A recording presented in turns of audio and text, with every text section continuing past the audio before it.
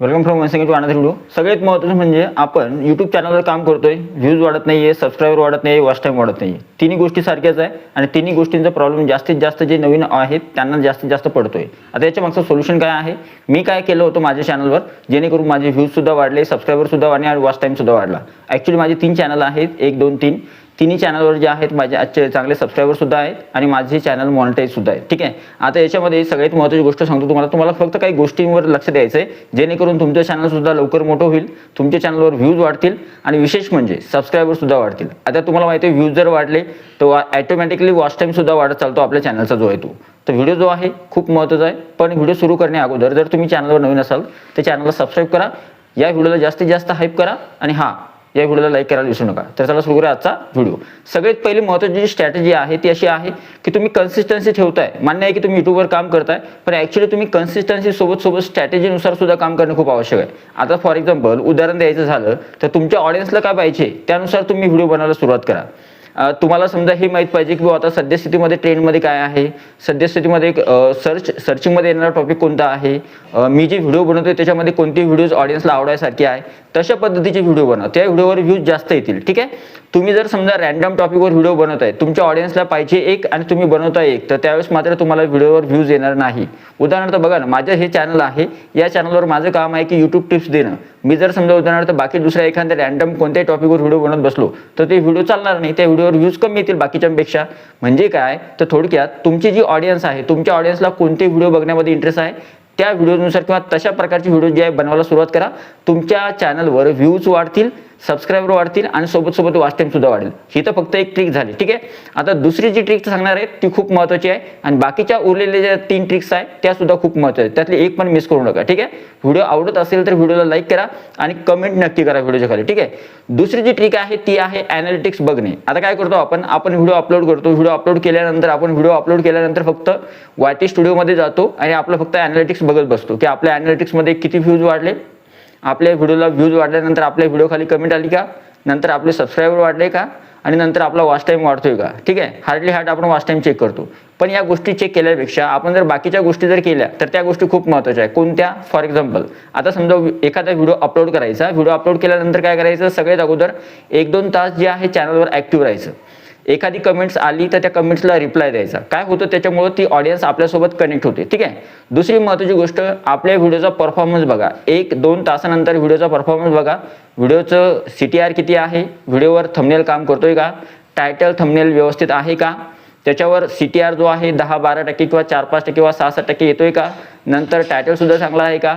एवढं बघितल्यानंतर काय बघायचं, त्यानंतर बघायचं की ऑडियन्स किती वेळ बघत आहे व्हिडिओ. जर आपला 8 मिनिटाचा व्हिडिओ आहे तर 3-4 मिनिटं किंवा 2-3 मिनिटं व्हिडिओ बघतायत का ऑडियन्स, त्याच्यावरून आपल्याला कळतं की आपला व्हिडिओ कशा पद्धतीचा बनला आहे, कशा पद्धतीचा नाही.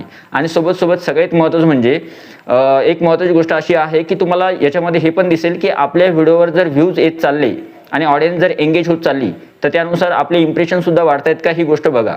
जेणेकरून तुम्हाला कळेल की आपल्या चॅनलची जी हेल्थ कंडिशन आहे, म्हणजे उदाहरणार्थ आपण असं म्हणतो की एखादं चॅनल डेड होतं, त्या चॅनलवर व्ह्यूज येत नाही किंवा सबस्क्रायबर वाढत नाही. मग तशा कंडिशनमध्ये तुमच्या चॅनलवर जर इम्प्रेशन वाढत असतील, व्ह्यूज येत असतील, सबस्क्रायबर वाढत असतील तर चॅनल चांगला आहे. पण जर व्ह्यूज येत नसतील, सबस्क्रायबर वाढत नसतील, वॉच टाईम वाढत नसेल किंवा अजून सोबत जर समजा बाकीच्या गोष्टी होत नसेल, इम्प्रेशनच जात नसतील, तर त्यावेळेस मात्र काही ना काही गोष्टी करण्याची आवश्यकता आहे. त्या गोष्टी कोणत्या आहेत त्यावर नेक्स्ट व्हिडिओ येणार आहे. ठीक आहे. तुम्हाला सुद्धा असं होतंय का तुमच्या चॅनलवर ते मला कमेंट्समध्ये सांगा, जेणेकरून मी तुम्हाला सांगेल आणि त्यावर सुद्धा लवकरात लवकर व्हिडिओ आणेल. ठीक आहे. तिसरी जी महत्त्वाची गोष्ट आहे ती आहे बोरिंग पार्ट जो आहे तो एकदम स्किप करा. बोरिंग पार्ट व्हिडिओमध्ये टाकू नका किंवा स्टार्टिंग जी आहे व्हिडिओची एकदम बोर करू नका. ओके. आता उदाहरणार्थ फॉर एक्झाम्पल जर तुम्ही व्हिडिओच्या स्टार्टिंगला काही गोष्टी ज्या आहेत सांगत बसले, मी असा आहे, मी तसा आहे, माझ्याकडे हे आहे, माझ्याकडे ते आहे, मी असं करणार आहे, मी या व्हिडिओमध्ये तुम्हाला हे सांगणार आहे, तुम्ही व्यवस्थित बघा, व्यवस्थित ऐका, एवढ्या गोष्टी सांगायला किंवा एवढ्या गोष्टी समजून घ्यायला किंवा ऐकून घ्यायला ऑडियन्सकडे तेवढा वेळ नसतो. ऑडियन्स यूट्यूबवर खूप लाखो व्हिडिओ आहे यूट्यूबवर, तर त्याच्यामुळे जे आहे त्या व्हिडिओमधून तुमचा व्हिडिओ ऑडियन्सपर्यंत पोहोचल्यानंतर तुम्हाला फक्त ऑडियन्सला 10-15 सेकंदामध्ये ऑडियन्सला होल्ड करावं लागतं.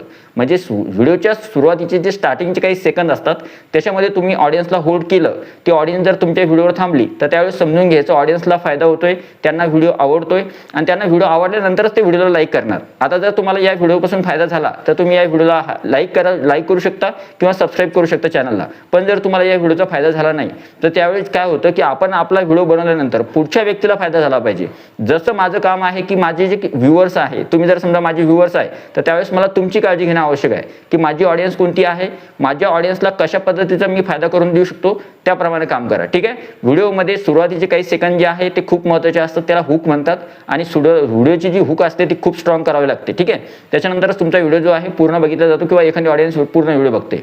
आता बघूया चौथी जी ट्रिक आहे ती कोणती आहे. ठीक आहे. चौथी जी ट्रिक आहे ती खूप महत्त्वाची आहे, ती आहे पेशन्स नसणे. आपल्याकडे काय असतं माहिती आहे का, आपल्याला घाई गडबडीमध्ये खूप साऱ्या गोष्टी हव्या असतात. मला माझे व्ह्यूज वाढले पाहिजे, माझे सबस्क्रायबर वाढले पाहिजे, माझा वॉच टाईम वाढला पाहिजे, माझं हे झालं पाहिजे, माझं ते झालं पाहिजे, माझं चॅनल लवकर मोठं झालं पाहिजे, मला यूट्यूबपासून पेमेंट आलं पाहिजे, माझं चॅनल मॉनिटाईज झालं पाहिजे, मला यूट्यूबकडून पैसे आले पाहिजे. या सगळ्या गोष्टी बरोबर आहेत त्या ठिकाणी, त्या ठिकाणी या सगळ्या गोष्टी बरोबर आहेत. माझं सुद्धा ते स्वप्न होतं की मला यूट्यूबपासून पैसे कमवायचे आणि आता मी यूट्यूबपासून पैसे कमवतोय.